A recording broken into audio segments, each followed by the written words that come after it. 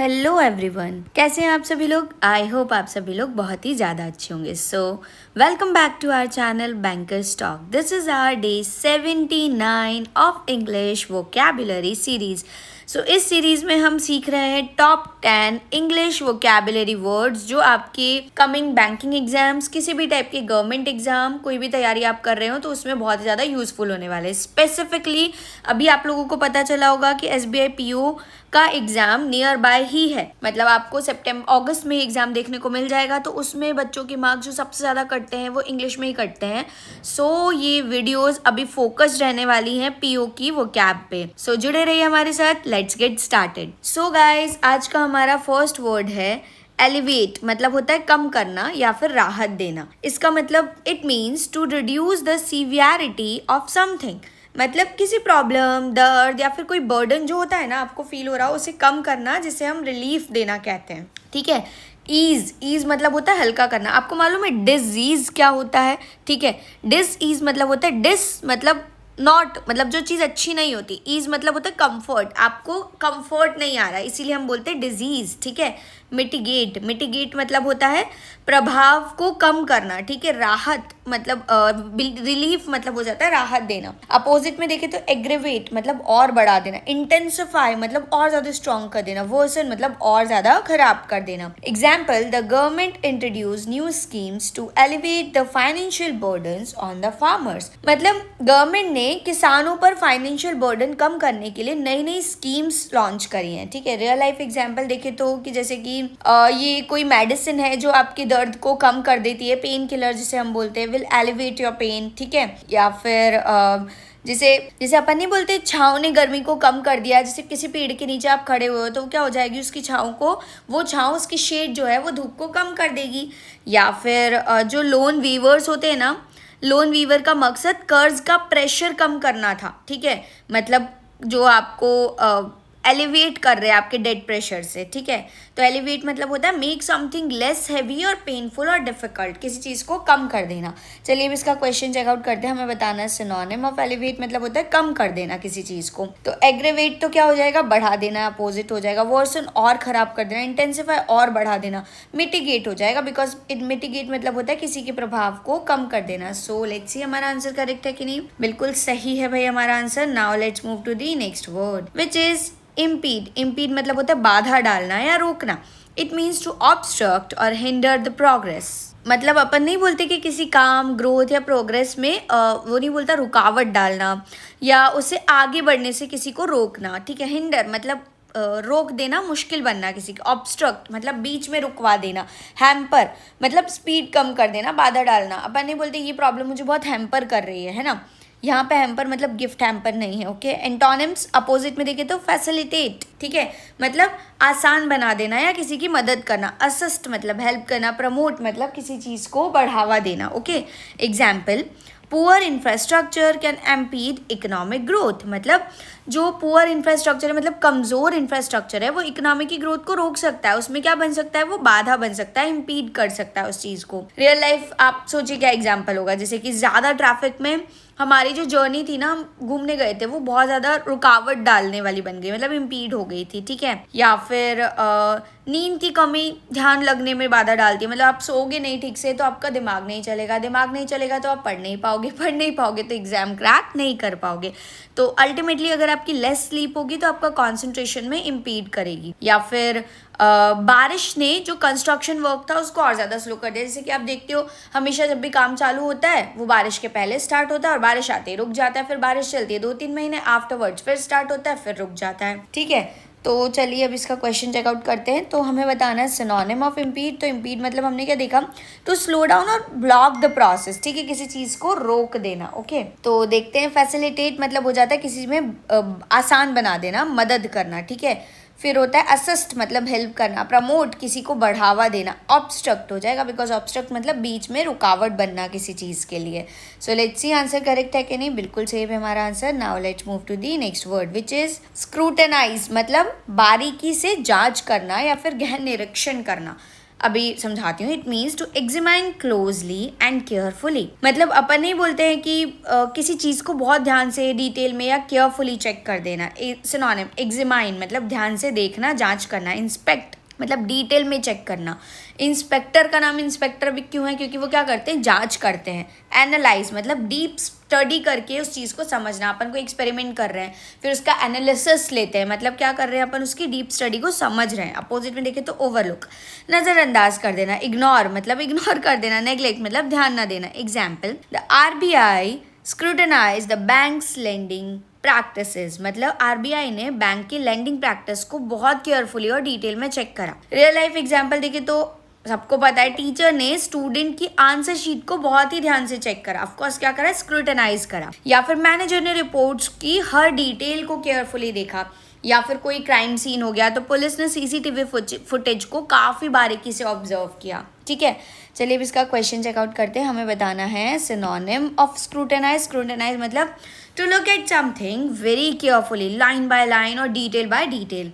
तो ओवरलुक मतलब ऊपर ऊपर से देख लेना, नजरअंदाज कर देना. इग्नोर मतलब जाने देना. नेग्लेक्ट मतलब ध्यान ना देना. तो एनालाइज मतलब होता है डीप स्टडी करके किसी चीज को समझना, एक्सपेरिमेंटली या समहाउ किसी तरीके से डीप स्टडी करना. So let's see answer correct है कि नहीं. बिल्कुल सही है हमारा answer. Now let's move to the next word which is resilient. मतलब होता है लचीला, जल्दी उभरने वाला. ठीक है, it means able to recover quickly from difficulties. मतलब मुश्किलों के बाद भी, मतलब वो नहीं होता जो जल्दी संभल जाते हैं, फिर से स्ट्रांग बन जाते हैं, अपने बैक टू द हसल वाले रोड पे आ जाते हैं. सिनोनिम एडेप्टेबल मतलब जो आसानी से एडजस्ट कर सके. टफ मजबूत हो. रॉबस्ट मतलब स्ट्रांग और हेल्दी. अपोजिट में देखें तो फ्रेजाइल नाजुक है काफी. वीक कमजोर है. वल्नरेबल आसानी से नुकसान पहुंचाया जा सकता है उसको. ठीक है, नुकसान. फ्रेजाइल मतलब होता है जो, मतलब अपन नहीं देखते किसी प्रोडक्ट के ऊपर, कोई कांच का प्रोडक्ट है जो टूटने वाला प्रोडक्ट है, उसके ऊपर क्या लिखा आता है, द प्रोडक्ट इज फ्रेजाइल. मतलब इसको हैंडल विद केयर है. ठीक है, तो example, the banking sector provide resilient during the economic slow down.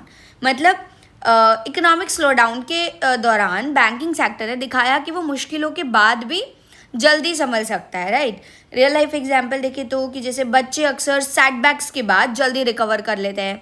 या फिर क्राइसिस के टाइम कंपनी मजबूत हो जाती है, बनी रहती है. ठीक है, या फिर उसका जो ऐसा ये रेजिलिएंट बिहेवियर है उससे फेलियर से बाहर निकलने में मदद करता है. मतलब कैसा बिहेवियर है उसका, जल्दी उभरने में, मतलब ओवरकम जल्दी कर जाता है वो चीज़ों से. ठीक है, चलिए इसका क्वेश्चन चेकआउट करते हैं. हमें बताना है again synonym of resilient. Resilient मतलब जो अपनी चीज़ों से जल्दी बाहर निकल सके. Like bounce back quickly after any kind of difficulties you are facing. ठीक है, तो अडेप्टेबल यहीं आ जाएगा, बिकॉज आप क्या हो, जो आसानी से एडजस्ट कर सके. फ्रेजाइल जो इजीली टूट जाए. वीक मतलब कमजोर है. वल्नरेबल जो आसानी से नुकसान पहुंचाया जा सकता है. सो लेट्स सी हमारा आंसर करेक्ट है कि नहीं. बिल्कुल सही है हमारा answer. Now let's move to the next word which is prudent. मतलब विवेकपूर्ण या फिर समझदारीपूर्ण.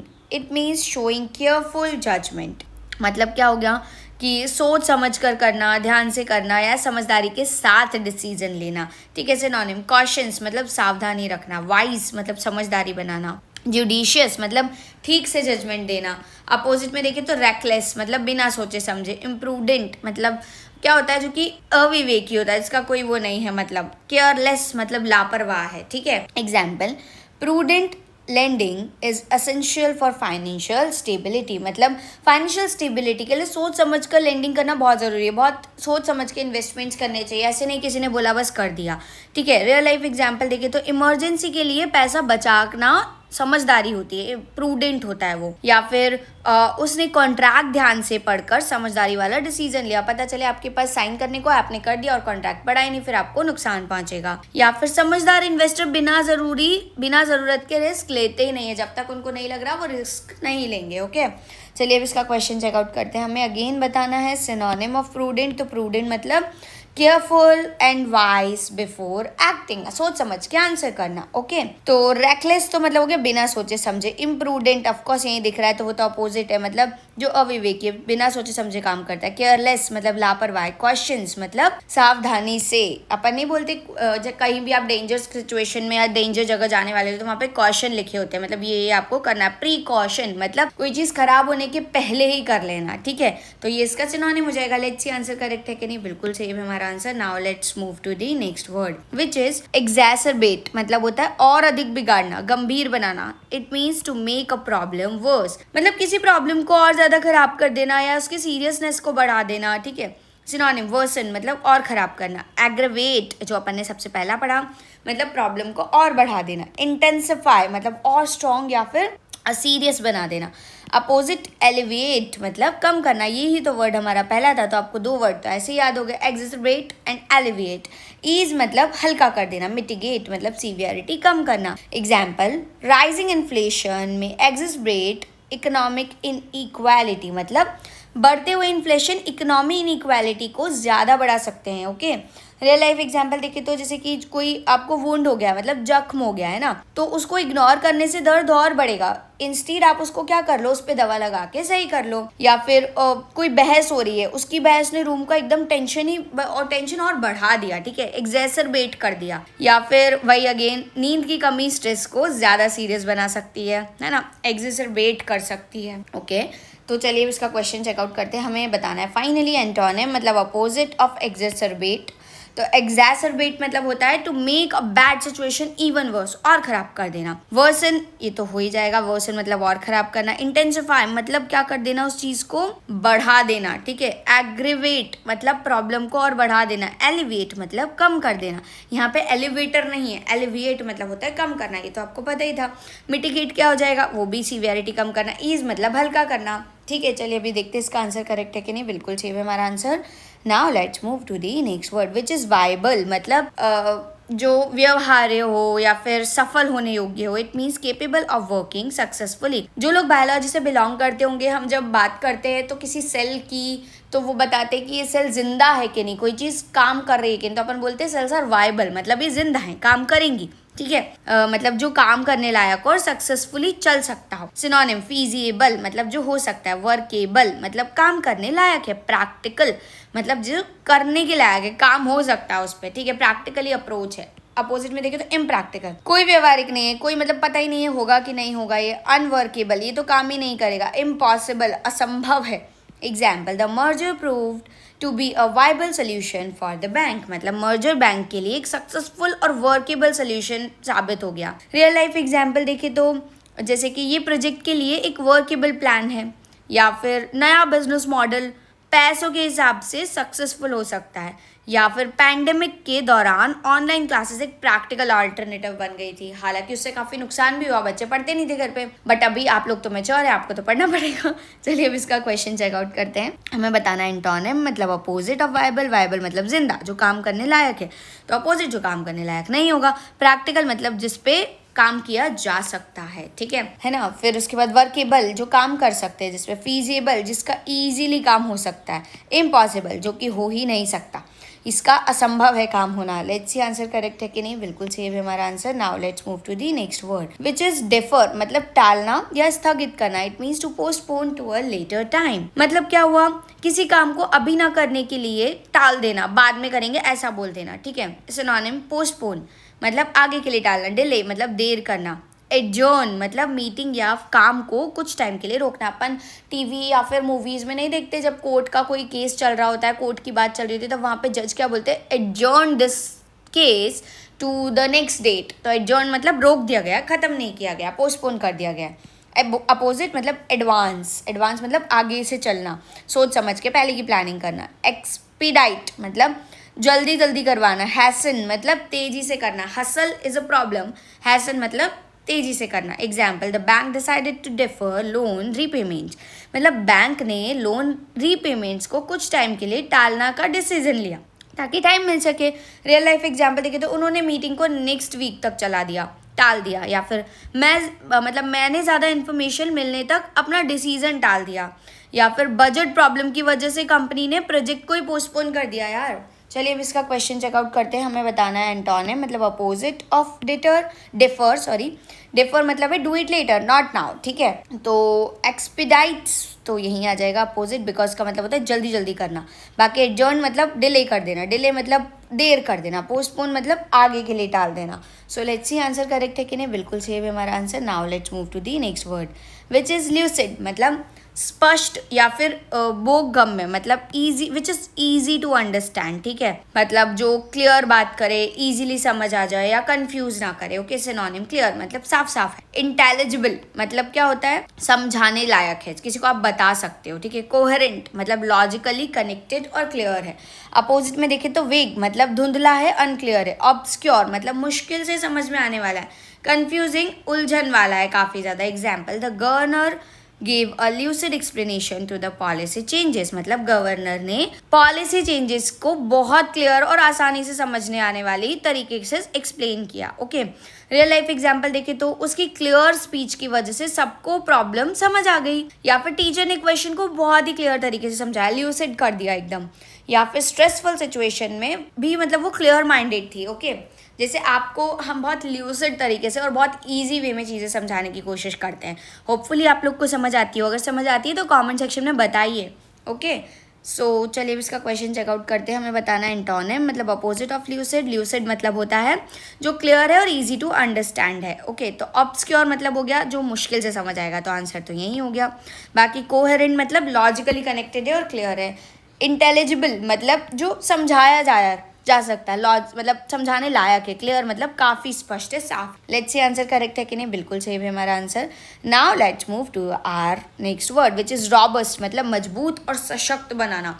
It means strong and effective, मतलब बहुत स्ट्रॉन्ग है, पावरफुल है, इफेक्टिव काम करता है, ठीक है। स्ट्रॉन्ग मतलब काफी मजबूत है। स्टर्डी मतलब ठोस है और मजबूत है। रेजिलियंट अभी अपन ने पढ़ा जो जल्दी से रिकवर कर जाता है। अडेप्टेबल है, अपोजिट में देखे तो वीक काफी कमजोर है। फ्रेजाइल मतलब टूट जाएगा, नाजुक है। फीबल मतलब दुर्बल है, काम नहीं होता उससे, हो नहीं सकता मतलब। Example, India needs a robust regulatory framework for banks, मतलब इंडिया को बैंक के लिए एक मजबूत और इफेक्टिव रेगुलेटरी फ्रेमवर्क की जरूरत थी। ओके, जैसे कि रियल लाइफ एग्जांपल देखें तो कंपनी ने एक स्ट्रॉन्ग सिक्योरिटी सिस्टम बनाया, ठीक है। या फिर हमें इस प्रॉब्लम का एक इफेक्टिव सोल्यूशन चाहिए, या फिर उसकी स्ट्रॉन्ग हेल्थ ने उसे जल्दी रिकवर करने में हेल्प किया। चलिए अब इसका क्वेश्चन चेकआउट करते हैं। हमें बताना है एंटोनिम मतलब अपोजिट ऑफ रॉबस्ट। रॉबस्ट मतलब होता है जैसे कि जो स्ट्रॉन्ग है, सॉलिड है, एबल टू वर्क है किसी भी टाइप के प्रेशर पे काम करने के लिए। तो स्ट्रॉन्ग तो सिनोनिम हो गया। स्टर्डी मतलब ठोस है। रेजिलिएंट मतलब जल्दी रिकवर कर जाएगा। फ्रेजाइल मतलब जो इजीली टूट जाए।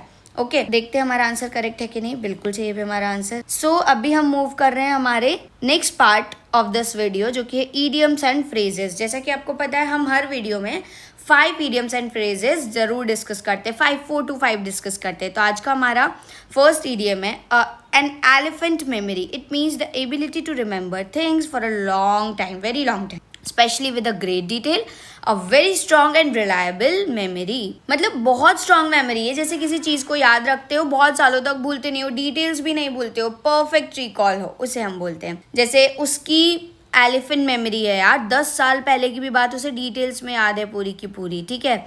जैसे अपन ऐसे याद रखते तो एलिफेंट का बहुत बड़ा ब्रेन होता है, तो मेमोरी बहुत स्ट्रांग होगी, तो बहुत सालों तक याद होगी, परफेक्ट रिकॉल रहेगा। ओके, तो जैसे variation have a memory like an elephant, या फिर एन एलिफेंट नेवर फॉरगेट्स, या मेमोरी लाइक एन एलिफेंट, ऐसे बोल सकते हैं। ओके, चलिए next one is as fit as a fiddle. It means in a very good health, physically strong, active and free from illness. मतलब क्या हो गया, जैसे कोई फिजिकली स्ट्रांग, एक्टिव, ज्ञान भूल गया है, मतलब एकदम स्ट्रांग बन गया, बिल्कुल फिट हो, ताकतवर हो, बिल्कुल हेल्दी हो, ठीक है, बिल्कुल स्ट्रांग हो, उसके लिए हम यूज करते हैं। जैसे 85 ईयर ओल्ड ग्रैंड पा इतने फिट है, फिडल है कि वो 5 माइल्स तक डेली स्ट्रांग वॉक कर सकते हैं, ठीक है।